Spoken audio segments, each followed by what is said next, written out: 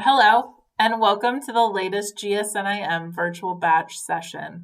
My name is Coral, and today I'm going to be giving you some ideas on how you can earn the Making Games Badge for brownies at home. So I'm just give you some demonstrations and some suggestions on how you can earn it, but then what you need to do is actually go and do the actual steps on your own. So today I'm going to be walking you through steps 1 through 4, and then 5, you'll have to come up with your own games to be successful for that one. So the 5 steps include 1, try a scavenger hunt, 2, make up a mystery game, 3, create a party game, 4, change the rules, and 5, invent a brand new sport. So let's get started. The first step we said was create a scavenger hunt. I'm sure a lot of you have done scavenger hunts or been on a scavenger hunt. Sometimes the ideas just come already on a piece of paper, but you get to come up with what you want to look for. So some examples I have are an indoor scavenger hunt. I just found this online. Some of the items include a stuffed animal, a random sock, sunglasses, an alarm clock, keys, or maybe even a crayon. So those are just some ideas. Another one is a backyard scavenger hunt, just like so. And this is really great because a lot of these items we can find here in Indiana or Michigan. So like sticks or flowers or clouds or even an insect. Pretty cool. But something that I do and I try to do every single day is go on a walk. And on my walk lately, I've been trying not to look down at the ground, but look up at the world around me because I take it for granted. And I want to see how people are being creative. And one of the ways that one of my neighbors has been creative is there's a fire hydrant at the end of the block and they painted it. And you know what they painted it like? Black and white with spots all over. Of course, that's a Dalmatian. But what I didn't notice, and I've been walking this same path for 2 years because I don't want to get lost, is that there's actually a face on that fire hydrant. I had no idea, and I've been walking this path forever. And I just took the time to look up at the detail that someone had put on that fire hydrant. Pretty cool, I do have to say. All right, so I'm sure you all can be creative and come up with your own fun scavenger hunt. It might be indoors or it might be outdoors, or it could be just going for a walk with your family. You can do it. Step number 2 is make a mystery game. Get a clue is mine. So I have 2 options for you. The first one is called Who is Who.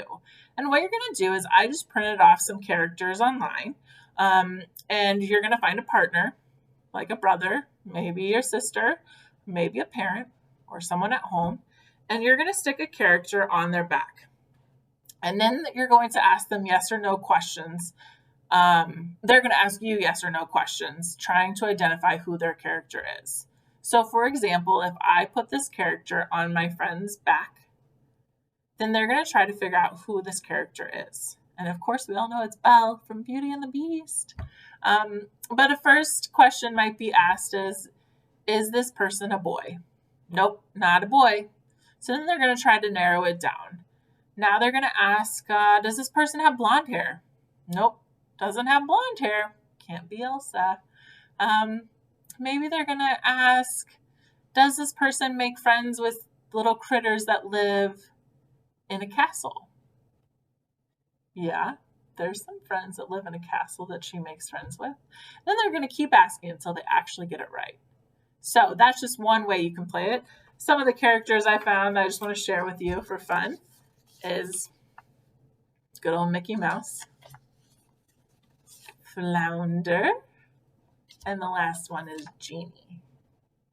All right, so I told you there's 2 things I want to share with you. The second one is I have clues around my house that I put up, and they're going to lead to an ultimate prize, something delicious, a good treat. So the first clue that I have is, oh my goodness, what's that noise? So there's only a couple things that make noises in my house, and that's because of the old age of it. But this one I want to share with you today because it's just kind of cool. It's my doorbell. So I have chimes inside my house. When the doorbell is rung, these chimes go off. So let me unplug my computer and everything, and I'll take you guys on a little adventure to follow the clues. So the first one I said was, there's my doorbell, and there's a clue, and it says, look, it's an Amazon box. That has to be the front door. Let me turn on the lights. The second clue says, help me, I'm freezing. Probably the freezer, but I don't know what would be in there other than ice cream. So we're going to come to the freezer. Oh my goodness. This poor dog, so frozen. Come here, dog. All right, the next clue is, help Mario beat the next level. Oh, there we go. It's the Wii. That clue says treasures from Mexico. So I always go on adventures to Mexico. And whenever I go, I try to bring back a gift for myself. Because who doesn't love gifts? And something that I always bring back are sea turtles. I love me some sea turtles. What's really cool about the sea turtle is they use sea beads. So teeny tiny beads that they put on by hand to then form this really cool sea turtle. Look at the face. Then I have my last clue, and it says, take a break and enjoy your favorite TV show. So obviously that'd be the couch, the best seat in the house. So I got my wonderful pillow, my remote, and then I said there'd be a treat here, so it's a crunchy bar from England. Delicious. All right, so that is how to do that portion. So step number 2 is now complete. Just a fun way to come up with things. All right, there we go. All right, so now I've taken step 3 and step 4 and I have combined them together. And step 3 is create a party game. So I have created an obstacle course, which I'm going to go through in a few minutes for you. And step 4 is to change the rules. So I've decided to take hopscotch, well-known game, and it's a little bit different. Instead of having the boxes, I have little ghosts that look like this from Pac-Man. And you're going to have to jump on those whenever you come to them. In hopscotch, you just usually go forward. You could go backwards, I guess, too. But with this one, you're going to jump on the guests and ghosts. And you might be going to the left, to the right. You might go backwards. Who knows? So if you join me again, we're going to try we already went in the scavenger hunt. We're going to try the obstacle course. So I have it here in my living room, all set up. Put you guys over here. Position you down a little bit. All right, so if you just give me a second, I'm going to go get set, and I'll let you know when I begin.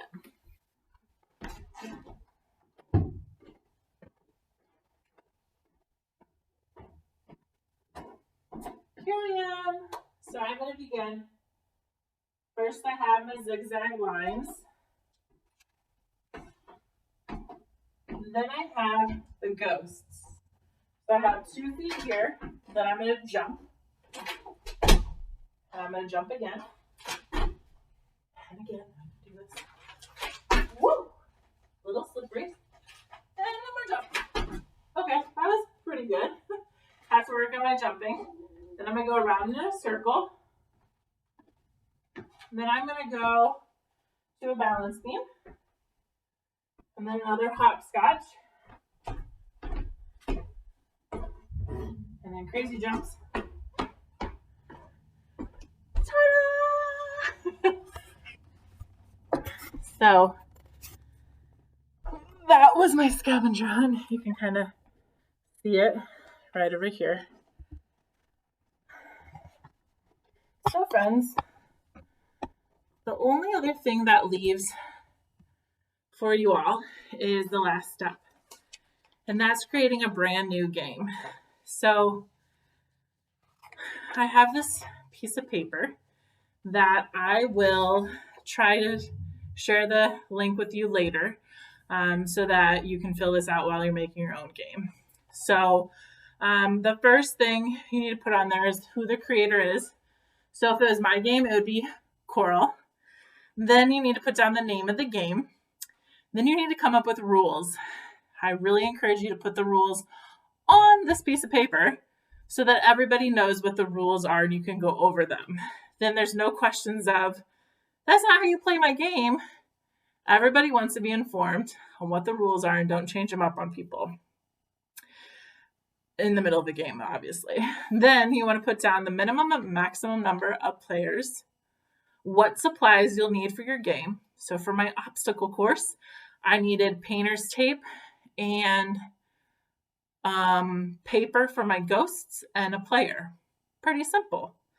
And then the last step is where do you play this game? So for mine was my living room. Who knows where yours will be? So what you can do then, once you have this written out, is practice it. And then you can play this game with your family. You can hold on tight to it, and when everything has settled, you can bring this game to your friends, and I'm sure they'll enjoy it. So this concludes this badge session. I want to thank you so much for watching and joining me today. I had a blast, and I hope you had a blast as well. I also hope you learned something fun, and I really look forward to seeing what you girls come up with, because I know you're all creative and you all have great ideas. So that being said, when you have earned this on your own, there's a couple different options. When our retail store opens again, you can purchase the badges that you have earned in the store, or you can go online and purchase those on our online store. But be on the lookout for another GSNIM badge live stream. I hope you have a great day, and thank you again. Bye-bye.